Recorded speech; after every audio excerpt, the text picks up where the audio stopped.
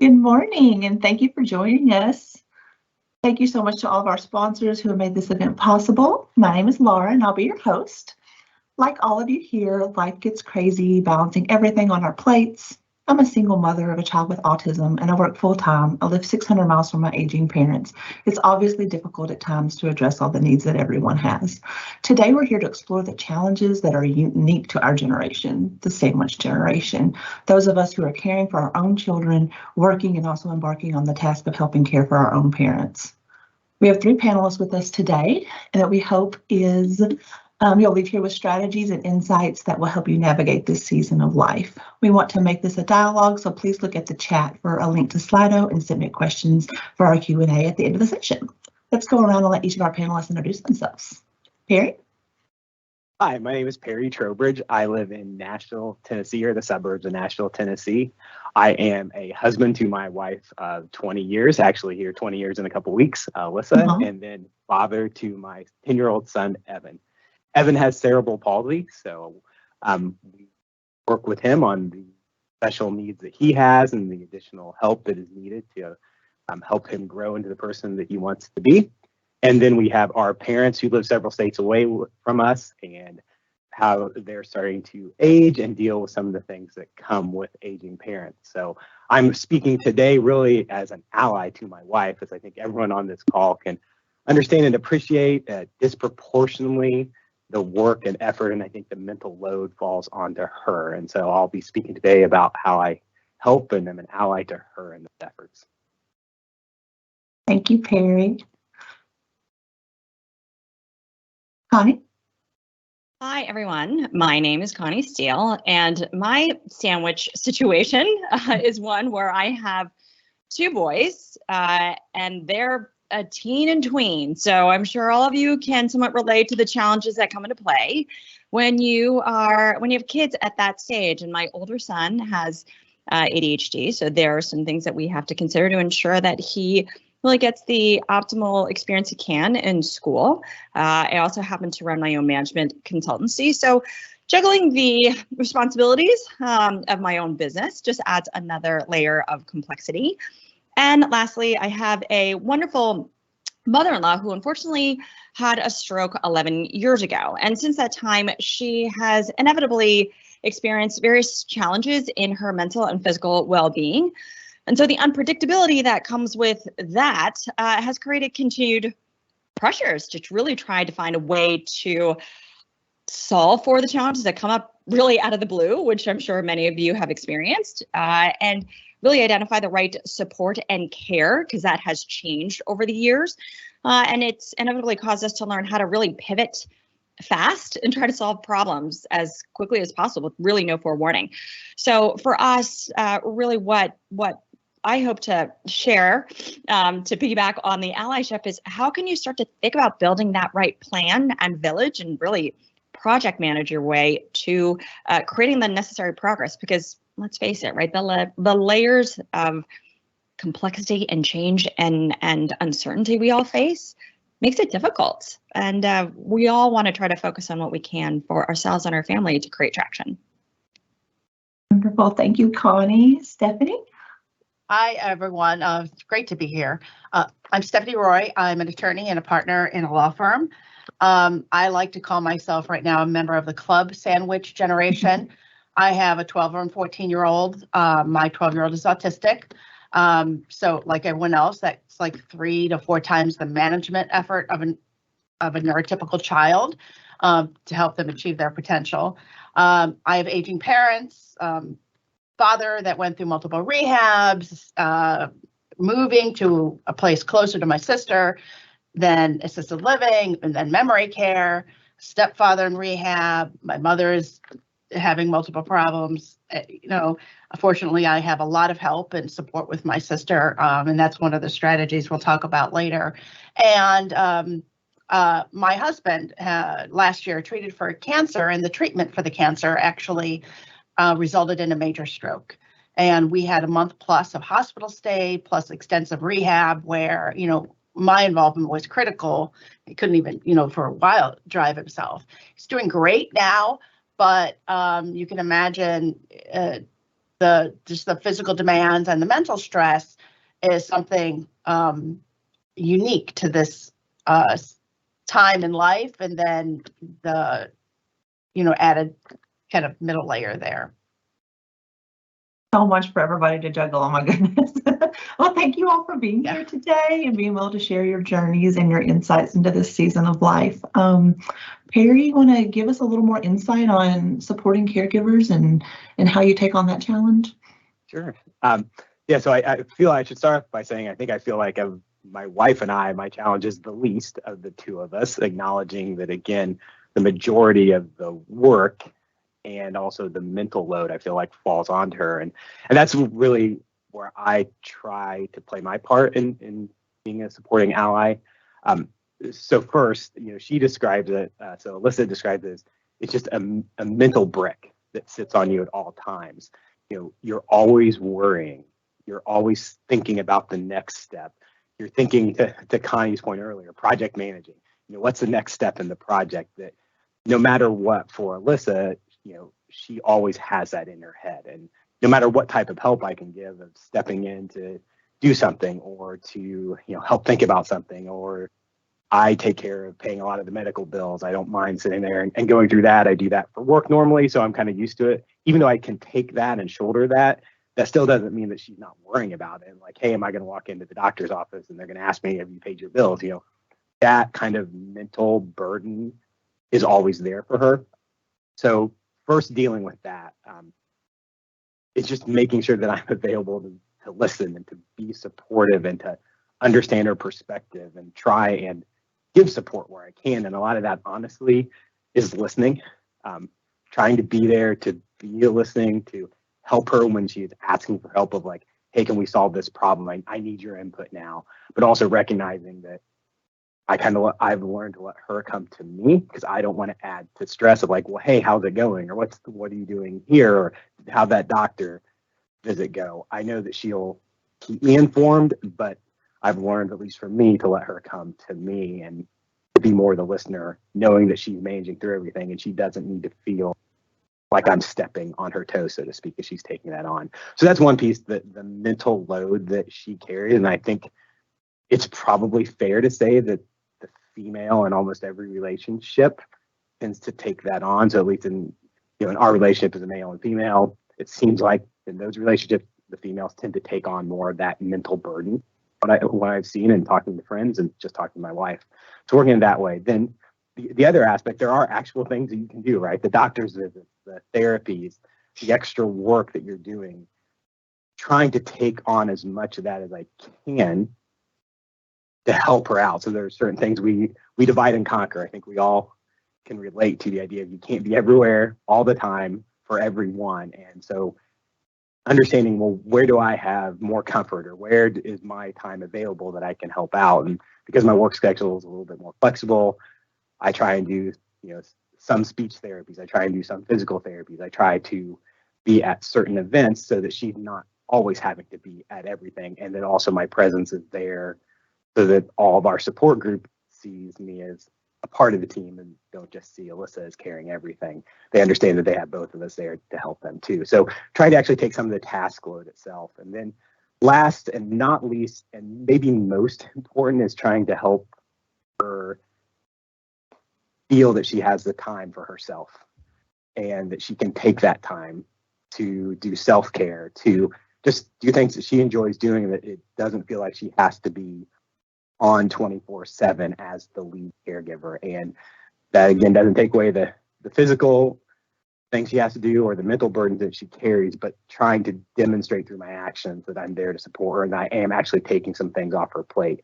And it's going to sound cliche. I don't necessarily mean it to be that way, but like cooking dinner, doing some of the chores that maybe I wouldn't think about doing, but trying to be mindful of, I can step up and just do things on my own without having to be asked, without having to have a big discussion, that I can just take some things that I know I would appreciate being done if the roles were reversed. So just trying to be mindful of that. And I break it into those three things because as COVID has impacted all of us, the one way that it impacted me was it allowed me to visually walk in Alyssa's shoes. I was aware of everything she was doing. I Alyssa knows that I'm supportive of what she is doing with Evan and with her mother. But I didn't see it all the time. I traveled for work and I was away and we would talk about it, but I didn't see it every day. But being home for COVID and not traveling for work like I'd normally done, you see it every day. And you see the accumulation of all the small burden mentally she carries, all the tasks that she's doing. And I have a much better appreciation and understanding of that today than say I did in February of 2020. So just trying to learn through that process and then take what I've learned to try and put that into play to be a better ally. And I would say over the past 2 years, that's for me where I've changed in how I approach being an ally for Alyssa, is because I've seen what she does and can appreciate where maybe I can help more or help differently than I was doing before. That's wonderful, Perry, that you've taken a situation that's been so difficult for so many the past couple of years and, found a way to find a silver lining and draw a positive insight to your life. And caregivers of any kind, it means so much to have the others that are around you be cognizant of your needs and just to feel seen. That's so important. And I encourage everybody to, if you know somebody, a friend, a family member that's caring for someone, to just let them know that they're seen, and that means so much to them, and help whenever you can. That's wonderful, Perry. Thank you so much for sharing. Connie's got some great insights on planning for this season of life and having that component piece. Connie, can you share more with us?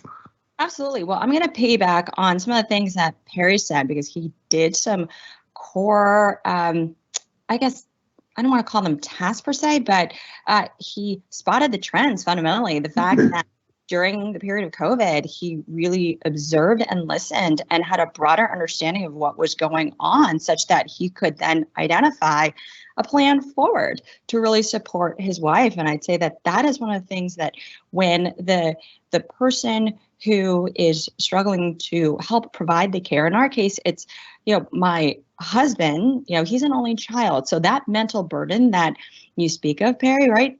There's a person who just shoulders a lot of that. And so for me, there's of course a lot of mental burden as well, but it's a bit different. So I can look at things in a much more objective way and be that ally to help spot those necessary trends and see big picture what's going on and start to look at things in a less emotional way, but much more objective way. So once you can look at that, start to really survey the landscape, get the information, and really see it very holistically, just like a project. So for me, when things get really nutty, like for all of us at work, there's a big project that we all have. How do we move forward, right? So it gets down to identifying, the root problem. What's the objective that we're really after? What are we really trying to solve? And getting the necessary information so that you can identify who are the right people fundamentally to help support you along the way, but build that project plan, for a lack of a better term. What is that roadmap that you need to do based on the current situation that you have? And in most instances, we have no idea from the very beginning, right? It kind of hits us out of the blue. We are so caught off guard, we're freaking out, and then we have to quickly calm down and say, all right, wait. What are we trying to solve for? What information do we need to gather? Who can we talk to? And you become really good at that actually after a while, but all of you probably have those existing skills. It's just applying that and saying, all right, what is it that I'm trying to do? And so once you're able to map that out, you can have a clear-headed approach to creating the progress that you need. But also to Perry's point, right, that person who's involved is always looking ahead. So what's next? So it becomes sort of ingrained in the way that you operate. That right now we're solving for this particular challenge. We have this objective, but we know that there are other things on the horizon. So why don't you start to lay out those necessary strategies and tactics so that you can be a little bit ahead of the curve. Granted, it's not always going to work out. Your plan will go sideways as much as you can plan. It doesn't always work out the way that you want, but the fact is you have something so that emotionally you're not going to feel really out of sorts. So that's been what has been quite helpful for us. And during your planning process, during the execution, you inevitably will be building a village. because you'll be meeting all these people who have had similar experiences, where they have the information available for you that you wouldn't have known of. So what's wonderful is that you start to build this breadth and depth of resources and understanding to help you plan for the future. That's so important to create a plan and have strategies in place to execute that effectively and make sure everybody's needs are met. And it's a daunting task sometimes, but just getting started is the biggest part. And once you plan one and you plan the other, and then you get excited about planning it and how that's going to bring so much peace to your life. And that's so important, Connie. Thank you. Stephanie's got some great insights on accepting that help, because you can't do all those things by yourself, and you've got to rely on your community to work with that. So Stephanie, share with some of your insights, please. By trade, one of the things I deal with are outsourcing agreements. And so I take the perspective on all this as outsourcing as much as I can. And it doesn't mean that I remove myself from the process, but I reach out and gather my resources and bring them in and delegate what they're going to do and what I'm going to do. And I'm like the CEO, I get to make the decisions, but I, outsource the bringing in of information, the performance of certain tasks. And that frees me up to kind of think about strategically where we want to go and how things are being executed, and then kind of applying those resources where they need to go and helping the folks in my life. And the first resource, if you're fortunate enough to have it, is other family members. I am very fortunate to have a sister. She is a critical care nurse. She lives around all three of my parents that are experiencing medical problems, and has been able to, be a direct interface in that respect. But the demand on her time, she doesn't have enough time to see to everything. And so one of the things that we've done is kind of delineate our areas of responsibility. So in essence, she's outsourced to me certain things, and I've outsourced to her certain things. And I'll pause here and say that one of the benefits, if you can look at it from this situation, is it's brought me closer to a lot of people in my life, including a lot closer to my sister, because kind of we align on what the strategy is and how to implement it, and it takes a lot of communication, and it takes a lot of openness, and also vulnerability, because we're talking about the end of life of our parents. And, that's in the whole process in and of itself. One of the things, there are many ways you can outsource, and many resources. Look to your work. If you're fortunate enough to have a supportive work environment, an environment that has resources and benefits, often larger corporations have benefits that will help you here. Not only mental health, not only healthcare, right? They may have a service that helps you navigate your own health plan, identify relevant and pertinent caregivers.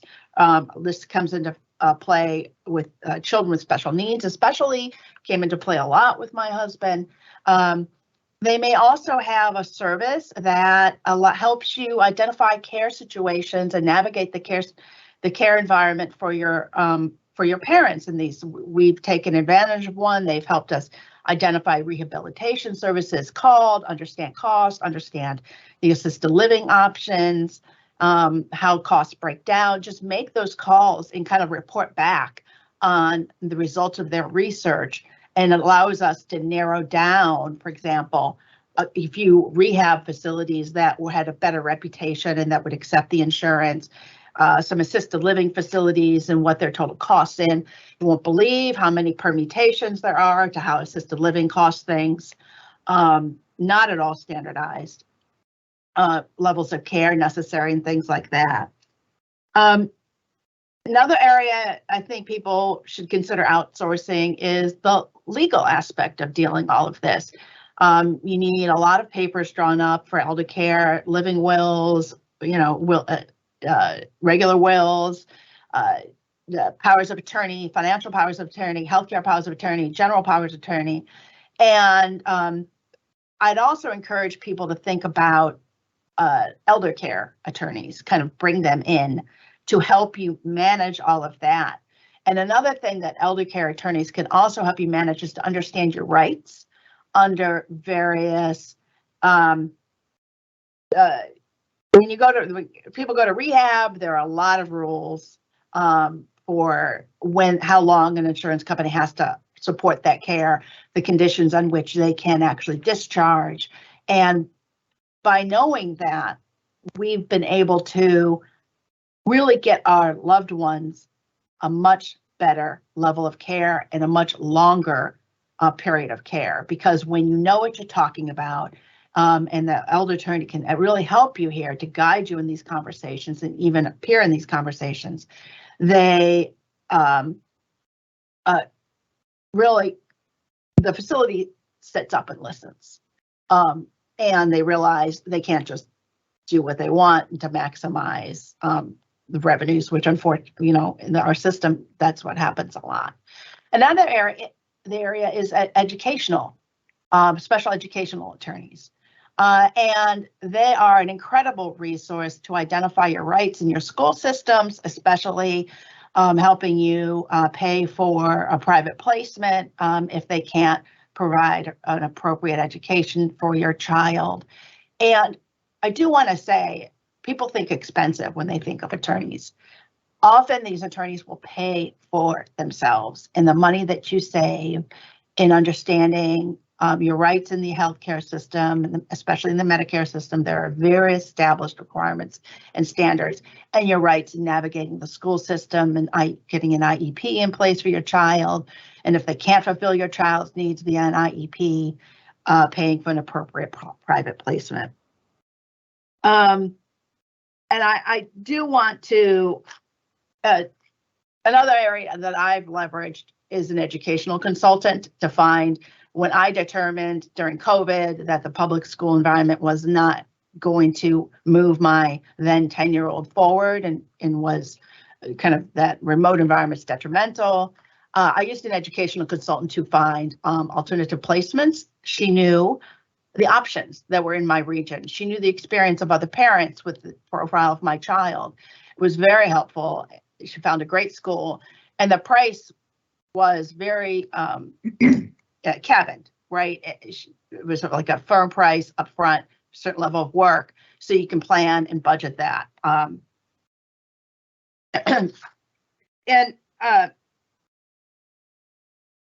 I think that's kind of the highlight of, I'm just checking my list here. I put things down to make sure I remembered it. Oh, I just want to piggyback on what Connie said about making a plan. We've handled this a lot as it hit us and just dropped everything to handle it at the time, and scrambling to understand what our rights were, what the options were, how we can handle it, how we're going to pay for it. I encourage everyone to plan ahead, not to not to ostrich this. Presume it's going to happen, especially on the parent side, and get the documentation, get the powers of attorneys that will spring into effect. Understand the financial situation. Understand what kind of Medicare plan are they on. If they're on a Medicare plan, are they on an Advantage plan, or are they on a traditional Medicare, and what options do they have? Makes a big difference in what's available to you. If they're a veteran, it's a whole different system. Understand that.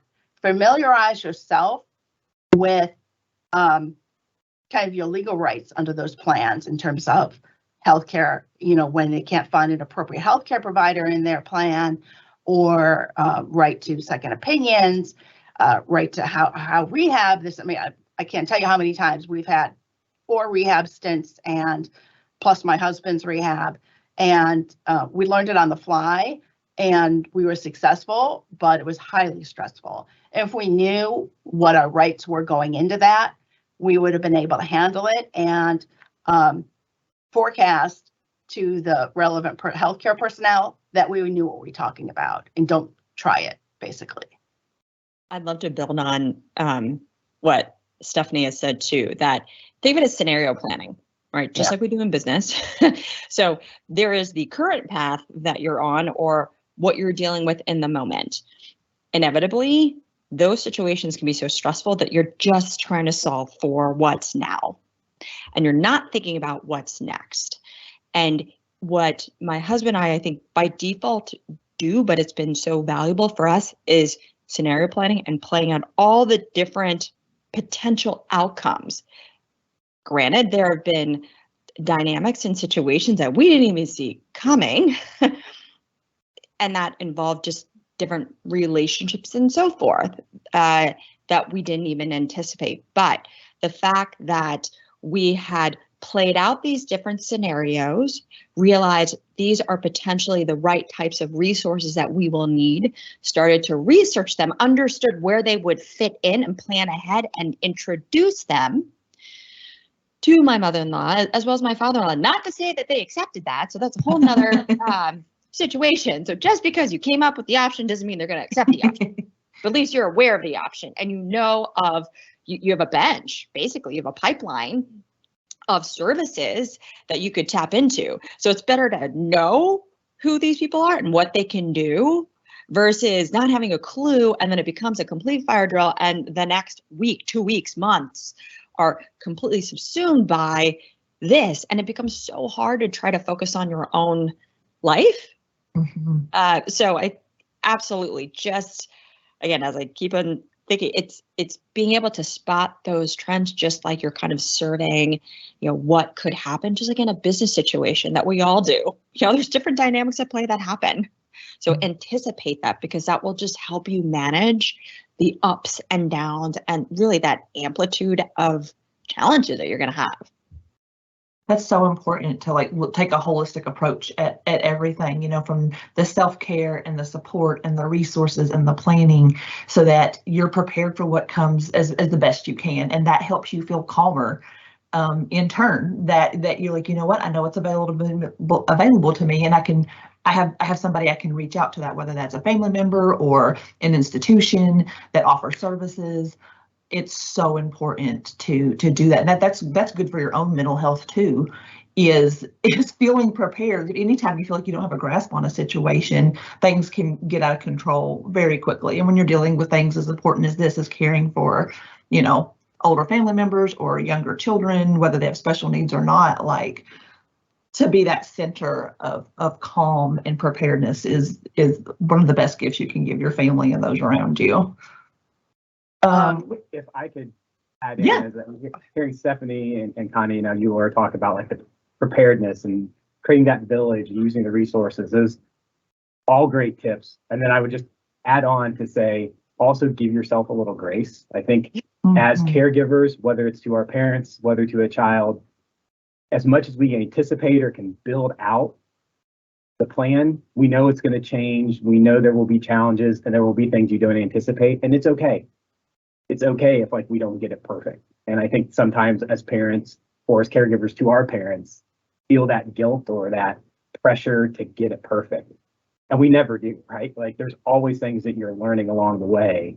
So, I say that's for Alyssa and myself, that's been one of our challenges of when we haven't anticipated something the way we maybe should have, to understand hey, we're learning too. We're trying to figure this out just with our parents and with our son. So life does not come with a manual. No. You can try to make one, but it doesn't come with one.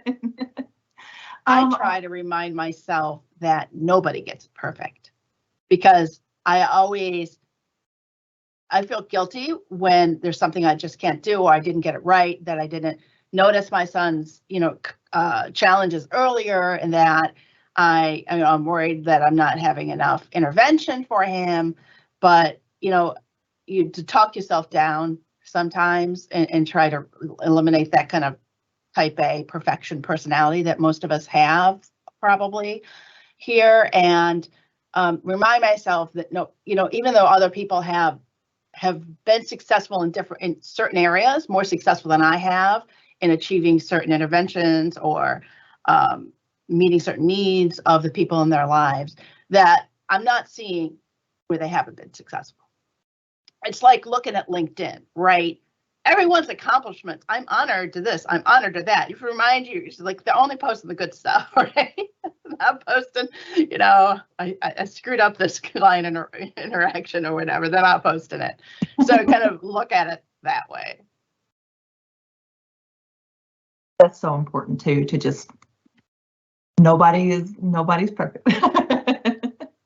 We have a question from Robin. She says her mother-in-law is the primary caregiver for her father-in-law with dementia, and they offer to help a lot, and she declines because she feels like she needs to be there, which I think we can all relate to. We feel like we're the only ones who can care for this person because we know them best. And she's asking how should we push back and insist that she let us help more for her health and well-being?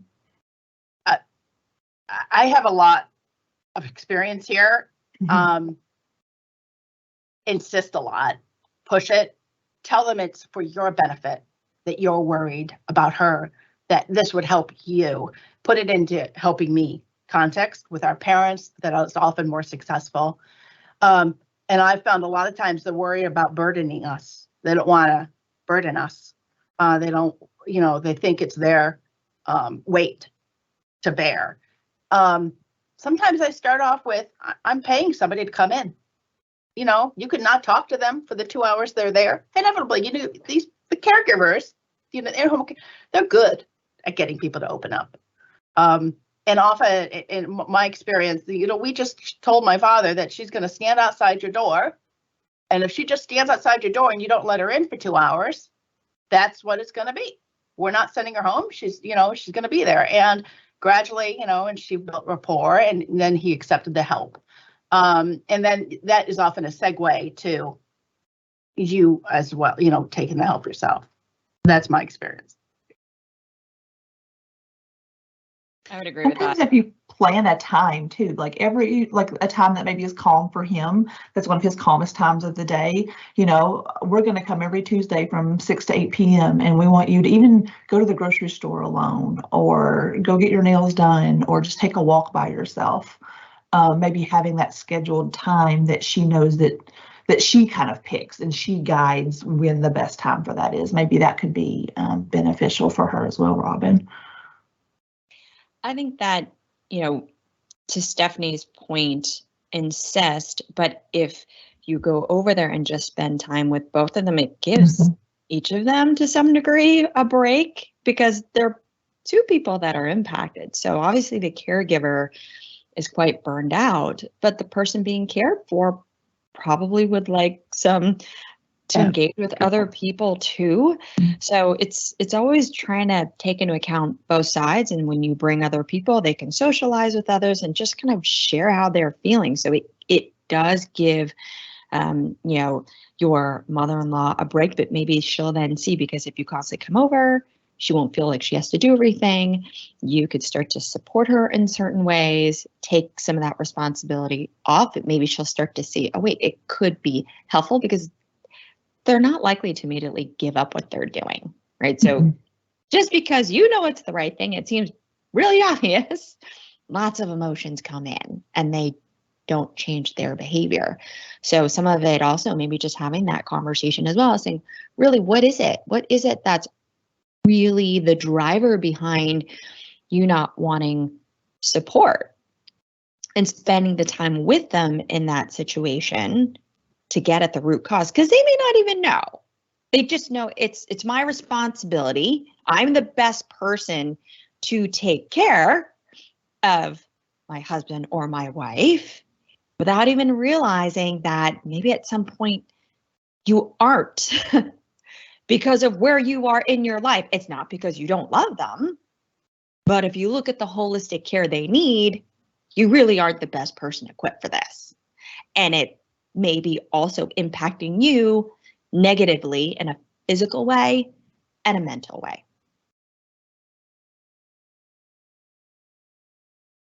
Yeah, and having that, you're not the best caregiver you can be to those. If you're, burnout and whatever, you're, more likely to be less patient and to be grumpy. And the person who being cared for, especially your parents, are going to feel that, and they're going to feel like a burden. And maybe approaching it too is like not making your father-in-law, Robin, feel, like he's a burden. Like it's important for him to feel that like he's loved and cared for by many people, not just her, and draining her down. So maybe approaching it from his insight and how he may feel, because we can't be our best selves if we haven't taken care of ourselves. Definitely. Emily has a question for Connie. She says her almost 13-year-old son was diagnosed with ADD. He sees a counselor and recently started taking medication. What additional suggestions or strategies do you have from what you've learned with supporting your son? So for us, so much of it is really having an ongoing dialogue with him to understand how he's feeling and how the ADHD impacts his ability to focus on school, because he is somebody who wants to achieve. All kids want to. Mm-hmm. But with ADD or ADHD for us, since I didn't quite understand it, so it's been a process to learn the impact of it on the ability to focus. But really, it's not just focusing, it's their self-confidence. Mm-hmm. Because they're not able to focus as much as maybe other kids for different things. It's realizing the impact it has on him personally and saying, you know what, you have all of the ability. It just might take you longer. We just need to find other ways to help support you in the best way. And over time, because he's become more in tune with how ADD may impact him. For example, he has a ton of energy. And if he does not expend that energy, it becomes very challenging for him to focus or even to engage with other people because he's just all over folks. So what's been interesting over time, he now knows it. And he'll go out for a run because he realized the association between exercise and how it physiologically calms him down to be able to focus. But he's also now able to articulate that he sometimes has difficulty finishing tests, for example, because it takes more time to process what the question may be. So on these exams where you have to do a word problem, he's like, Mom, I just don't have enough time. This is the challenge. So then it enables you to understand, well, maybe this is where I need to talk to the teachers or understand what accommodations there could be. But if you don't have the back and forth feedback, particularly for me, and not really knowing what ADD was and what the impact is, I always need to understand what those implications are. So because we have that open dialogue, that's been incredibly helpful, but we also give structure. So they have so much going on in their mind, right? They're very creative, but if it's not interesting, they're not going to do it. They're just not. So some of it is, how can you make it interesting for them or understand why it isn't interesting? How can you help them connect the dots of the value of what it is they might be learning? But that does come down to really being connected with your son and having that deep dialogue. So, and you can sort of piece those things together and effectively plan for what they may need. So I hope that helps. That's important too, like as Stephanie was saying, with the IEPs and the 504 plans, you know, if you know your child and what their needs are, and then be educated on getting those plans in place so that the caregivers at school, while they're with them, have a plan and a roadmap of how best to serve your child as well. And that's important to get that piece of that in place as well. And for my son with autism, I was just speaking with his teachers yesterday, planning for his upcoming his IEP meeting, and setting social goals for him. And I think putting yourself in your child's place and like looking at the world through their eyes is so important, because we were talking about a goal for his being like a respectful tone. And now sometimes it's challenging where, like, if he's expressing himself in like a tone that the world considers disrespectful, is he intending that to be disrespectful, or is he not using that social lens to look through things? And is he giving us raw emotion? And kind of determining that and looking from your child's perspective, like, okay, if this was me and that's this situation, how would I want to be treated? What help would I want to help get through this situation? And then creating a plan from there, rather than how it's going to change your life and how you're going to easier manage this. If you change the behavior, it's going to help everybody's world. I would add that it took me a while. I mean, I was raised with one kind of parenting. I would call it, the term I think is authoritative. You know, you establish expectations, things, you know, if you don't meet your expectations, there's, you know, natural consequences. And it works beautifully with my 14-year-old. It's like it was made for him. He's as neurotypical as they get. It took me a while to understand you have to parent a special needs child differently. Not necessarily because they have limitations, because their brain processes and views things differently. So differently. And you have to accept that you're not being a bad parent. You're not being more permissive because you simply can't, you know, you're not parenting your child. I think a lot of us were raised, if you're too permissive with your children, they'll take advantage of it. And, you know, if you just hold the line. I mean, the more I held the line when my 12-year-old was younger, the worse the situation got. Some of the times these children cannot process the way that you're processing. And you just have to accept it. There are resources that you can avail yourself of. Do a lot of reading, obviously, and ask your child's pediatrician for referrals, for example. Talk to the school counselor if your school has somebody in that position. They deal with children that think this way all the time. And, you know, just kind of understand up front that they look at the world through a different lens, and it doesn't mean that they're being rebellious or whatever, or obstinate, or some kind of negative word. It means that they're not processing what you're trying to do, and just find, you know, accept up front that it's okay to do this differently, to do it differently than how we were raised. I would also apply that to the other end of the spectrum with parents dealing with dementia. Understand that they're processing things differently. And sometimes we get, I mean, early it's like we're embarrassed. My father started to say, you know, not good things. And we're like, do we want to bring a third-party caregiver? What are they going to think? You know, or is the rehab going to kick them out or something? Understand that's normal. That's like a symptom. That's a diagnostic symptom. And they get abusive in many situations. Even somebody who was never abusive in the past, which may not have been my father, but you know, it's different. They're processing differently, and take advice and do a little reading, and then take advice, ask the experts, and don't be embarrassed to put the situation out in front of the people with whom you're consulting. So important. We have another question. Somebody is asking for advice when their parents live far away, and how do you help create that community of support when there's that geographical distance? I think I can jump in and add a little context here. So I'm an only child myself. My wife has one brother. He lives in California. Both of our parents, my parents and then Alyssa's mother, live in Indiana. So we're a 5-hour drive away. Her brother is a 5-hour flight away. And so we're dealing with that as they're aging. If the help's not there, at least the children aren't there to help initially. We're fortunate that a lot of our extended family still lives in Indiana. So they're already there and they're able to step in and help out.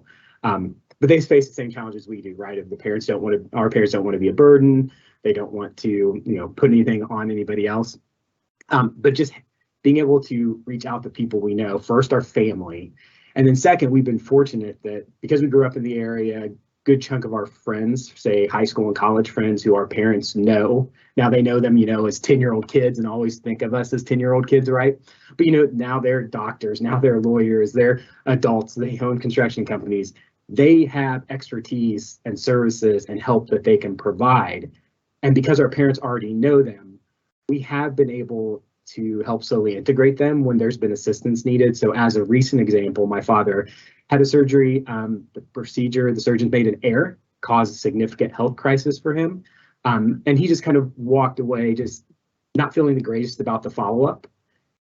And I have good friends that are doctors, and they stepped in. They said, well, hey, you know these individuals, you've known them since we were 18-year-olds in college.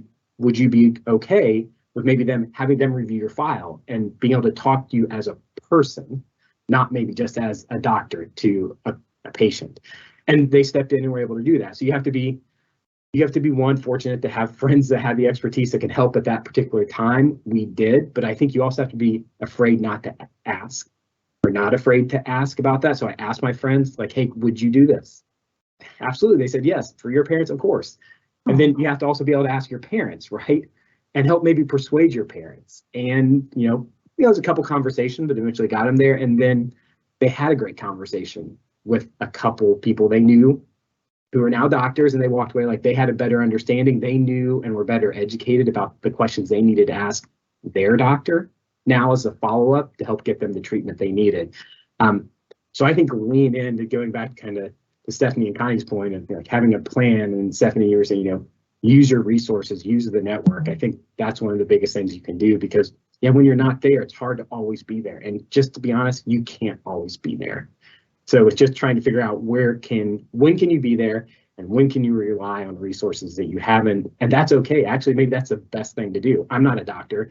I can't help my dad in a situation, but I know people who can, and I bring those people.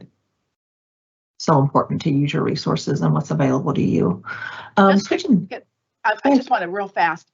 Almost every community has elder services as part of the social services. You can try to take advantage of theirs. Some are better than others, but that is a resource. Religious communities, if your parents are a member of any type of religious community, you can call that community. I had friends do this. You can call that community and say, your congregant is having trouble. And that could be, it's not a universal solution, but that's an ad. And there's so many religious institutions too, that even if your parents are not a part of that, are happy to reach out, whether it's like a Meals on Wheels type program or something like that. And even sometimes just making sure they're fed is so important. If you could tap into any of those community resources that are local and are so important. Switching gears just a little bit, Perry, someone's asking on how they can talk to their spouse about being a more supportive ally in their parenthood journey. Do you have any insight on that?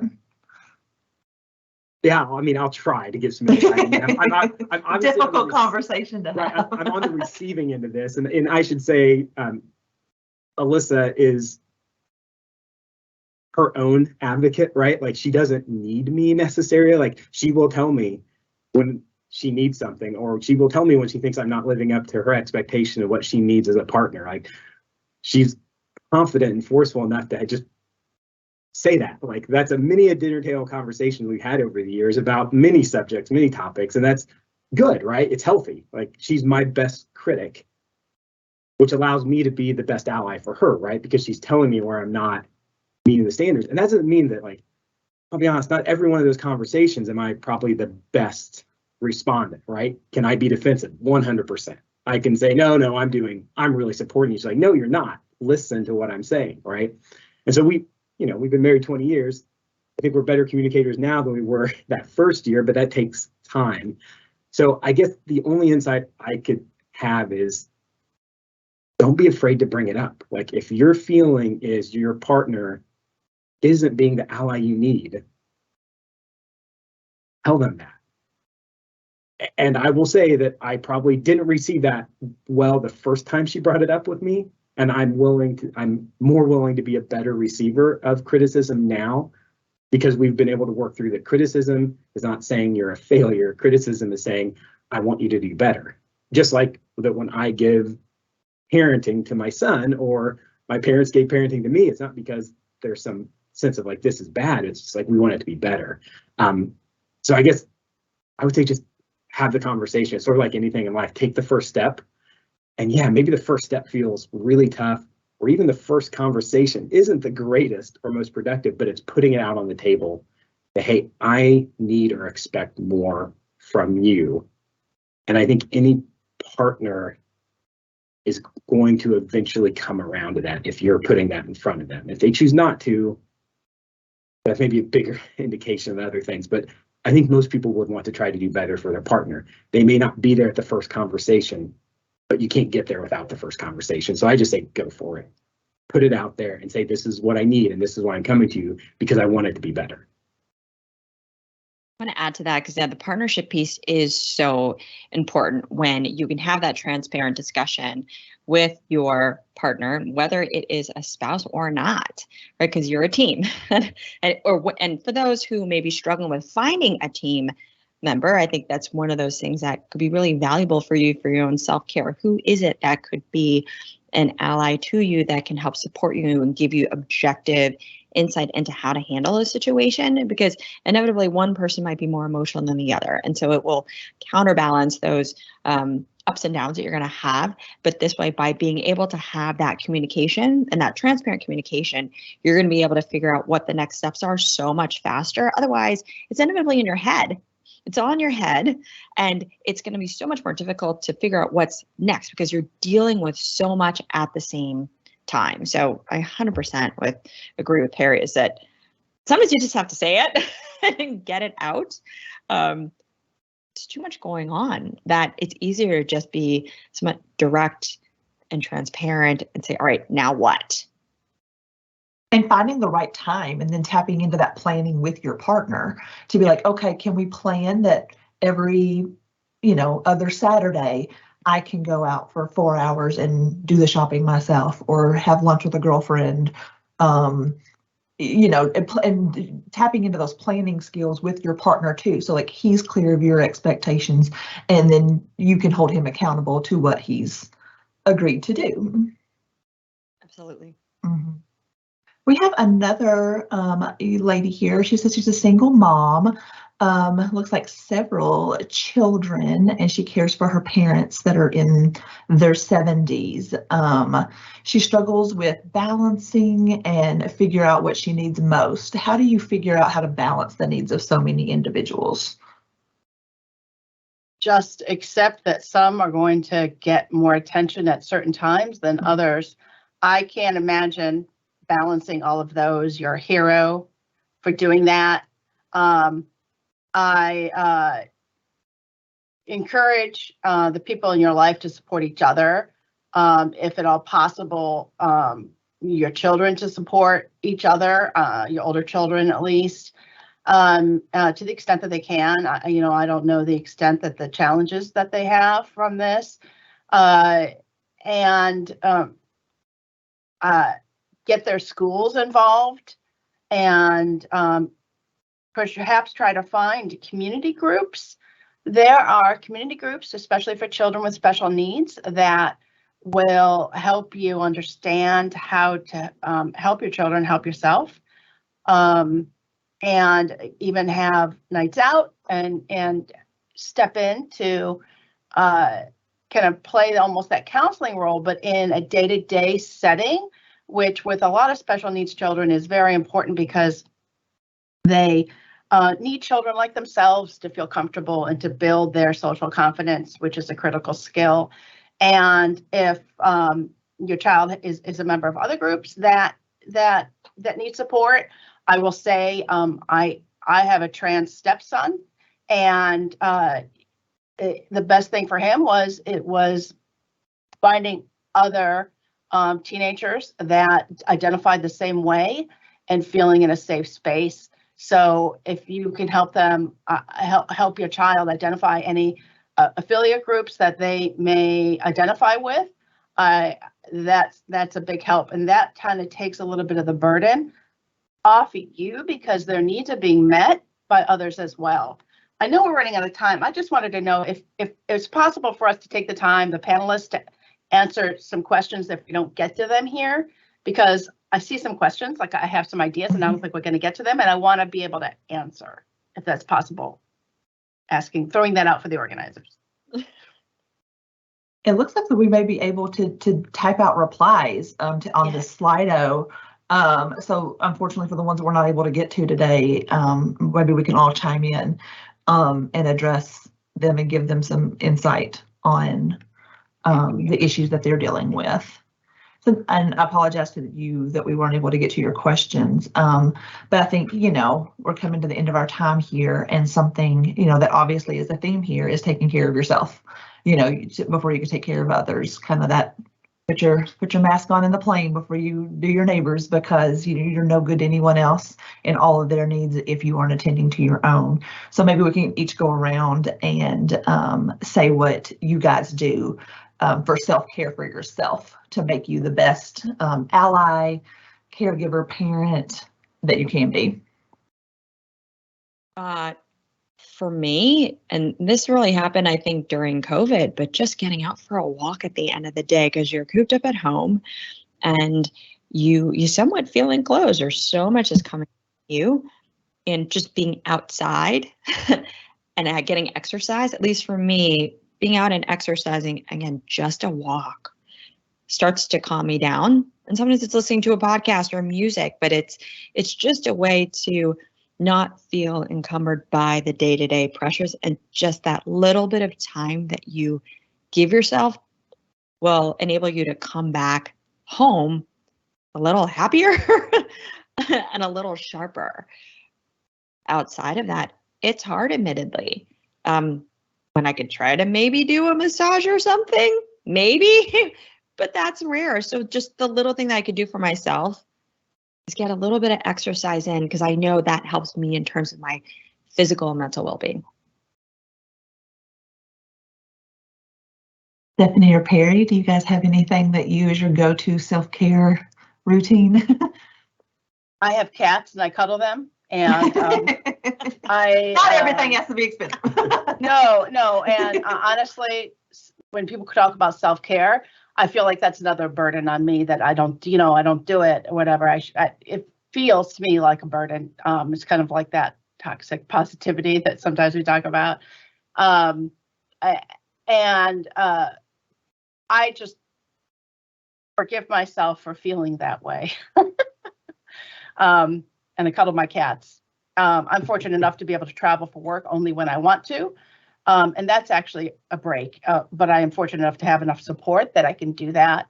And that is a form of self-care. And that's what made COVID very difficult for me, just as an aside. Because that was kind of my self-care. I didn't sign up to be a 24/7 parent to a special needs child. I mean, nobody signs up for that. Nobody signs up for a husband that has a stroke at the age of 48, and parents that are kind of in rapid fire experiencing the challenges of aging. Just try to forgive yourself, even if you're not, quote, doing what people think you should be doing to take care of yourself. I'll say just real quickly, for me, trail running, I'm fortunate to live in a part of the country where it's a lot of forests, and I have access to trails close to my house. So get out, get in nature, get away from my normal four-wall environment. I find that relaxing. It's actually turned into, in COVID, that it became a family event, and we do a lot of family hikes, and it's really encouraged my son's physical development and confidence. And so we're actually going to be hiking in the hills of the Appalachian Mountains here in a couple weeks as a family. So it's turned into something been both for me, and then now for my family. It's been a way for us to do some self-care and enjoy the beautiful country we live in. That's so wonderful. You guys get to do that together. Yeah. It's awesome. Well, thank you everyone for joining us. Again, we're going to go back to the chat after we end here and try to address some of these other questions. Everybody, please take a little look at the link at the top of the Slido. Connie and her team have developed a great website with some resources that we know that you'll find helpful. And we hope you walked away here with a little more understanding and compassion for yourself in dealing with the struggling time of life. So thank you all for joining us, and we hope you have a lovely rest of your day. Thanks, everyone. Thank you.